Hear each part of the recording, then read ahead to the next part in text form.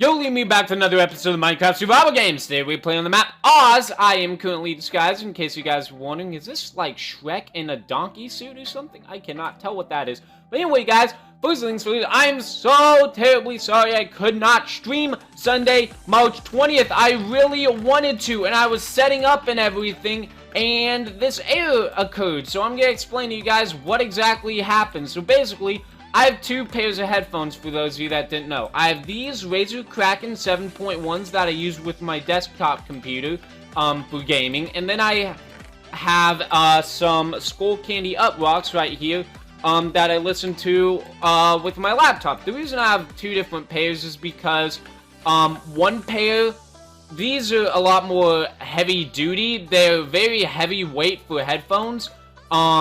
This is a tier 2, I believe. They're very heavyweight for headphones. Yes, it is. Very, very, very heavyweight for headphones. And they're not comfortable to, like, relax with on your bed because of that.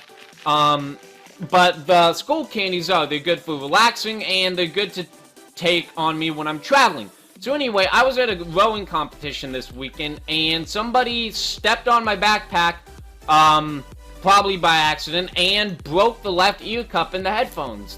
On the Skull Candies, there's no physical damage that you can see to the headphones, but when you put them on, you can't hear anything out of the left ear. So I ordered a new pair yesterday, so they'll be here in a couple days, but in the meantime, I needed a pair of headphones, so I decided to pull these out from my desktop and use them on my Mac as I was watching a movie before I streamed.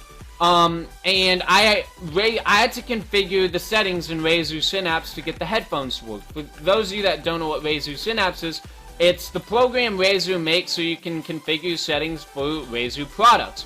I have a Razer mouse, a Razer keyboard, and Razer headphones, so I'm very familiar with this program, and it proves to be very buggy at times, and yesterday was no exception. So, once I tried to transfer these from my Mac to my desktop again, the settings just wouldn't change, and I could not get the microphone to work for the life of me. It was very frustrating because it should have been a simple fix, but I worked on it for about like 45 minutes to an hour, and just nothing was working. So I gave up efforts, and yeah. Yeah, I gave up my... Oh shoot, I didn't even see that there's another guy there.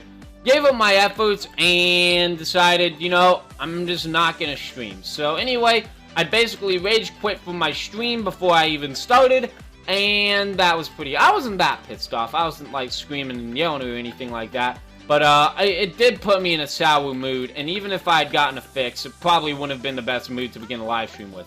So anyway, that's why I didn't stream yesterday, in case you guys were wondering. I am terribly sorry, and it's likely, I think, that I'll be able to stream this Sunday. I didn't hear that guy's footsteps, like the... get out of there, Liam!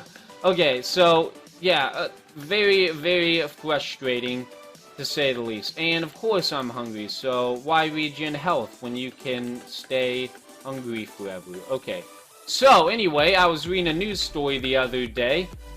Oh, shoot, this is where I die. Oh, wait, did he run off? Okay, I can eat and then get away.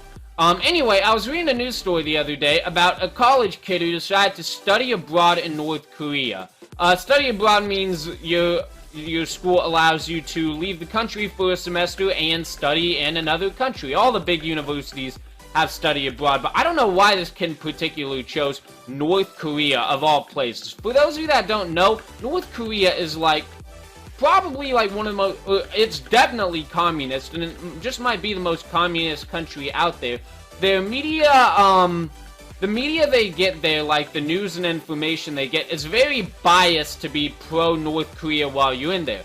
And it makes, the news they get makes the US look very terrible.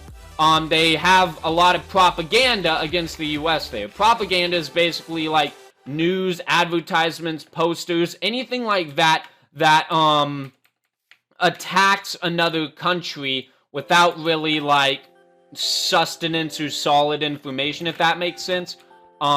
It's just kind of like it's kind of like an attack ad, if that makes sense. So anyway, while this student was there, the US promised him that if he found a piece of he had to take down a specific piece of propaganda, and if he did it, the US would give him $10,000, and if he got detained or, like, put in prison or something, the US would give him, I think it was $200,000, and this kid did it. He stole propaganda from a hotel in North Korea. I can't even believe they have hotels in North Korea, because, like, who goes to North Korea? Like, I don't even know how, like, it's supposedly very difficult to get into that country. But yeah, so anyway, what happened is the kid stole the propaganda, and the people in North Korea found out, and that kid got tried and everything, and he got sentenced to 15 years of hard labor in North Korea. And I looked into it. It's very difficult manual labor that they do for like 14 hours a day. All they get to eat is like slim portions of rice, and the only thing they get is water, and I'm gonna assume it's not high quality water. It's probably like low quality water that tastes bad and everything. And this kid is gonna be doing this for the next 15 years of his life. And like, it's not like he's an old guy who is about to like bite the dust any day now. This kid is a college student, so he's gonna be spending his 20s and 30s in this labor camp, and that's all he's gonna be doing, with a bunch of other North Koreans who probably can't speak English, so he's gonna be screwed. Like, he's gonna be very alone for the next 15 years. And to be honest, I'm like, so why, like, $200,000 does not seem like it's worth it to, like, put yourself in a manual labor camp for 15 years. It just doesn't seem worth it to me. But, I looked into the story a bit more, and apparently this kid's family is in some serious debt, you know? $200,000 would be very beneficial to his family. So what happened is they sent his family the money after he got detained, and, yeah, so he's forced to stay there for 15 years. So his family can spend the money paying off debt or whatever, and then he'll see him 15 years later. Now, if I was in that situation, I would have not taken down the propaganda. Hell, I wouldn't have even gone to North Korea in the first place. I really hate North Korea, and a lot of Americans do. But my family also doesn't need 200K. I mean, sure, my family needs 200K. I mean, who doesn't these days? Like, who doesn't need, like, just $200,000 free dollars just transferred over to them? You know, like, that seems like a pretty good deal, but, I mean, it's not worth 200K to put myself in a forced labor camp, you know? Luckily, I am not in a situation where my family is, like, desperate for that amount of money. It'd be nice to have, but, you know, we don't need it, if that makes sense. And I'm sure a lot of you guys watching could say the same thing. Like, sure, it would be nice for your family to have that, but you certainly wouldn't sell yourself for 15 years to a foreign country to get that money. So anyway, I'm like, his family must have been pretty damn poor for that to seem like a reasonable deal. But, you know, I mean, he made that decision anyway. So, yeah. That's kind of the news story I got for you guys. It's kind of sad to hear that story, but I guess it's kind of a heroic thing to do. Sacrifice your lifetime to save some others, but, you know, I don't know if that's... I don't know if it's worth it, to be honest. I really don't know if that amount of money is worth it. I would have not done it. I would have not done it. Even if my family was poor, you know... Like, even if my family was really, really, really poor, I don't know if I would have done it. But that's just me. That's just me. You know, I'll respect his decision, but, like, I mean, he's certainly gonna be paying the price for it.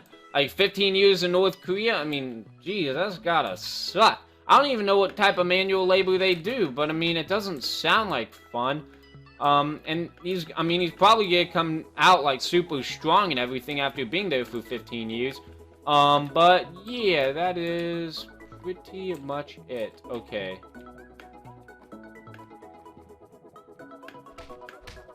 Okay, shoot. There's some good stuff in here. I did not mean to clip the lava there. Okay. Sweet. Sweet. I didn't even need any of that stuff. If there was a diamond in there, I completely missed it. Probably need some arrows to team. See if anyone's down for a quick team. Okay, these guys, I cannot tell what's happening. So yeah, let me know what you guys think of the whole situation down in the comments below. I'm interested to see what you guys think, as always. So yeah, be sure to leave your opinions. I like reading them. I really do. Thought those guys would have attacked each other more, so I'm gonna wait for that to happen. Okay, cannons holding the distance.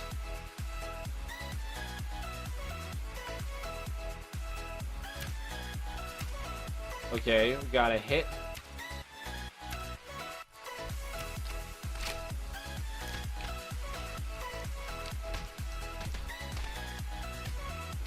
Okay, I don't know how he got those last 3 hits. I honestly don't, because I hit him backwards. Okay, oh man, really pisses me off that I didn't win this game.